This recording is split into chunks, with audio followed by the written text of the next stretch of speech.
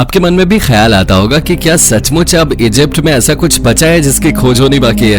अगर आपको भी बाकी लोगों की तरह लगता है कि इजिप्ट के इतिहास को पूरी तरह खंगाला जा चुका है और वहां से कुछ भी नया मिलने की उम्मीद नहीं है, तो आपको बता दें कि आज भी इजिप्ट अपनी नई खोजों से न सिर्फ आम लोगों बल्कि वैज्ञानिकों को भी हैरान कर रहा है।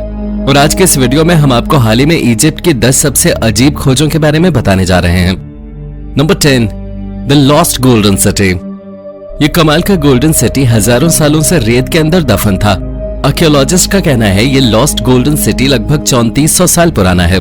इसे इजिप्ट की सबसे बड़ी एंशिएंट सिटी माना जा रहा है। ये शहर काफी समृद्ध भी था। यहाँ ऑफिस कॉम्प्लेक्सेस, यहाँ तक कि बेकरी भी पाई गई है। इसके अलावा यहाँ पर ज्वेलरी, पॉटरी आदि भी पाई गई है। पिछले 200 सालों में आर्कियोलॉजिस्ट ने इजिप्ट के लगभग सभी हिस्सों का एक्सकवेशन कर लिया है और यही वजह है कि ज्यादातर लोग सोचते हैं कि इजिप्ट में सब कुछ खोज लिया गया है, पर ऐसा नहीं है। अप्रैल 2021 में आर्कियोलॉजिस्ट ने लग्जर में एक पूरी की पूरी फिरौनिक सिटी खोज निकाली। ये शहर रेत के अंदर दफन होने की वजह से बहुत अच्छी तरह संरक्षित है। यहाँ पर मिट्टी की ईंटों के बने घर हैं जिन्हें एक कतार में सलीके से बनाया गया था। इस साइट पर कई एंशिएंट आर्टिफैक्ट्स के साथ साथ टूल्स भी मिले हैं। ये शहर किंग आमेनहोटेप III के समय बनाया गया था। आर्कियोलॉजिस्ट का कहना है कि ये तूतनखामुन की कब्र के बाद इजिप्ट की सबसे महत्वपूर्ण खोज है। Number 9, the coffins of Saqqara.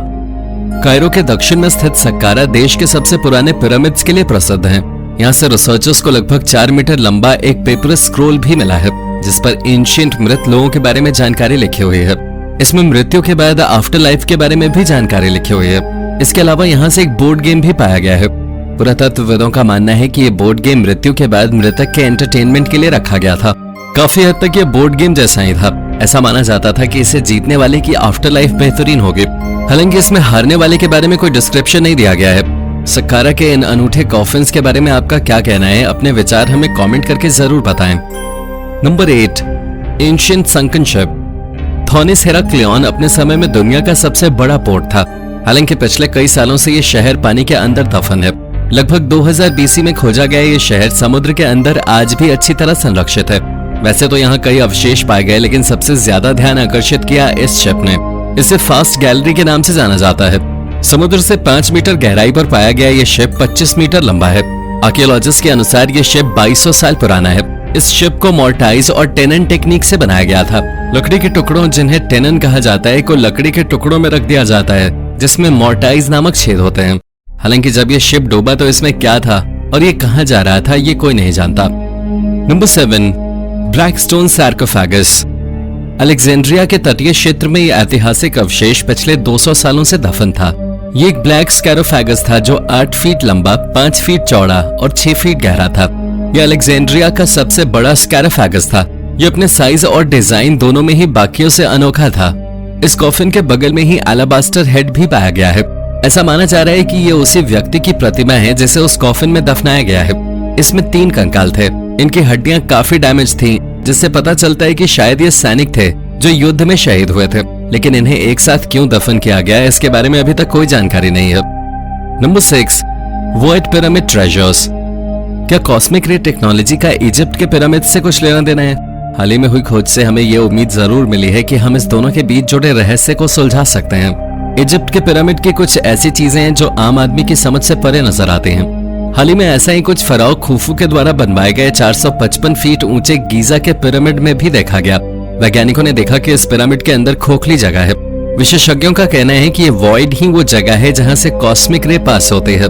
Scientist ने मुऑन नाम के पार्टिकल को पिरामिड से पास कराया और ये बताया कि पार्टिकल स्पेस से पास होने से ये पता चलता है कि राजा के मकबरे के 100 फीट ऊपर ये होल है। विशेषज्ञों का मानना है कि ये पिरामिड 4500 साल पहले बनवाया गया था और शायद इसका कंस्ट्रक्शन पूरा न हो पाने की वजह से ये वॉइड है। Number 5, the town of tomb builder.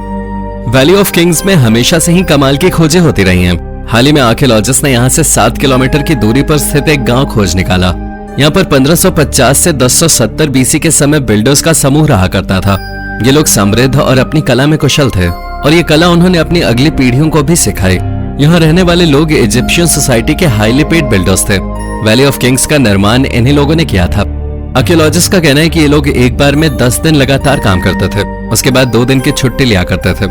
एक दिन में ये लोग 8 घंटे काम करते थे। ऐसा भी कहा जाता है कि जब ये लोग काम करते थे तो इन्हें एक कैंडल दी जाती थी जो 8 घंटों तक जलते थे। Number 4, valley of the golden mummies. Valley of the golden mummies Baharia oasis में पिरामिड के 380 किलोमीटर पश्चिम दिशा में स्थित है। इसे सबसे पहले 1995 में खोजा गया था। तब पुरातत्वविदों को यहाँ से 250 ममीज मिले थी, लेकिन कुछ साल और चले एक्सकेवेशन के बाद यहाँ से 10,000 ममीज खोजी गईं। इन ममीज को रिलीजियस सिंबल से डेकोरेट किया गया है। इनमें से ज्यादातर ममीज सिर से लेकर पैर तक सोने से कवर्ड थी, यहाँ तक कि इनके चेहरों के लिए भी गोल्ड मास्क बनवाए गए थे। वैसे तो ये अवशेष 2000 साल पुराने हैं, लेकिन आज भी काफी अच्छी तरह संरक्षित हैं। आर्कियोलॉजिस्ट के अनुसार ये ममीज इजिप्ट में पाई गई रोमन काल की सबसे बेहतरीन ममीज हैं। Number 3, tomb of the silver pharaoh. अगर आपको लगता है सोना हमेशा से इजिप्ट में सबसे कीमती धातु मानी जाती थी, तो आपको एक और बार विचार कर लेना चाहिए। एंशिएंट इजिप्ट में सिल्वर को गोल्ड से ज्यादा कीमती माना जाता था और इसलिए चांदी को सोसाइटी के अमीर और समृद्ध लोगों के लिए रिजर्व रखा जाता था। यहाँ तक कि आज की तारीख तक इजिप्ट में आर्कियोलॉजिस्ट को सिर्फ एक फराओ की मम्मी इस प्रेशियस मेटल के साथ मिली है, फराओ सुजैन I। आर्कियोलॉजिस्ट के अनुसार इसका मकबरा भी ह्यूमन हिस्ट्री में सबसे शानदार है। यहाँ तक कि एक्सपर्ट्स इसे तूतनखामून की मम्मी से भी ज्यादा प्रेशियस मानते हैं। सुजैन I ने 46 सालों तक राज किया था और वो न सिर्फ फराओ था बल्कि प्रीस्ट भी था। Number 2, temple of Bastet. हम इंसान सदियों से बिल्लियों की पूजा करते आ रहे हैं। इतना ही नहीं बल्कि पूरी दुनिया में लोग आज भी इनसे ऑब्सेस्ड हैं और प्राचीन इजिप्ट भी इससे अछूता नहीं था। हाल ही में आर्कियोलॉजिस्ट ने अलेक्जेंड्रिया में एक 2000 साल पुराना मंदिर खोज निकाला जो कैट गॉडेस बास्टेट को डेडिकेट किया गया था। ऐसा माना जाता है कि ये बिल्ली क्वीन बर्नीस II की थी। क्वीन बर्नीस II टॉलेमी III की पत्नी थी, जिसने 246 से 220 BC के समय इजिप्ट पर शासन किया। ये प्राचीन मंदिर 60 मीटर ऊंचा और 15 मीटर चौड़ा है। इसमें बिल्लियों के कई स्ट्रक्चर्स बने हुए हैं। ये टोलमेई एरा की एक बिल्डिंग है। बिल्लियों के इस मंदिर के बारे में आपका क्या विचार है, हमें कमेंट में जरूर बताइएगा। Number 1, Egyptian drill holes. Egypt की कलाकृतियों का एक नमूना है इस देश के साइट्स में मिले मॉन्यूमेंट्स में बने होल्स। ये होल्स इतने परफेक्ट शेप और गोलाई में बने हैं कि हिस्टोरियंस भी हैरान हैं। हालांकि आज की तारीख में इस तरह के होल्स बनाना कोई बड़ी बात नहीं है, लेकिन 2000 साल पहले बिना किसी टेक्नोलॉजी के हमारे पूर्वजों ने ये कैसे किया होगा, ये बता पाना एक्सपर्ट्स के लिए भी संभव नहीं है। अबू गरीब जैसी साइट्स पर तो बड़े बड़े पत्थर पे इस तरह के होल्स हैं, जैसे होल्स आज भी बनाने के लिए हाइड्रोलिक ड्रिल्स का इस्तेमाल करना पड़ता है। तो जब ऐसे औजार और टेक्नोलॉजी नहीं थी, तब हमारे पूर्वजों ने ये परफेक्टली गोल आकार के होल्स कैसे बनाए होंगे, इस बात का जवाब एक्सपर्ट्स के पास भी नहीं है। तो ये थी हाल ही में इजिप्ट में हुई 10 रोचक खोजें। इनमें से कौन सी खोज आपको सबसे रोचक लगी? आप इनमें से किस साइट को विजिट करना चाहेंगे? अपना जवाब हमें कमेंट में जरूर बताएं। अगर हमारी ये वीडियो आपको अच्छी लगी हो तो इसे अपने दोस्तों के साथ शेयर जरूर कीजिए। ऐसे ही अन्य रोचक तथ्य जानने के लिए और हमसे जुड़े रहने के लिए हमारे चैनल को सब्सक्राइब करना ना भूलें।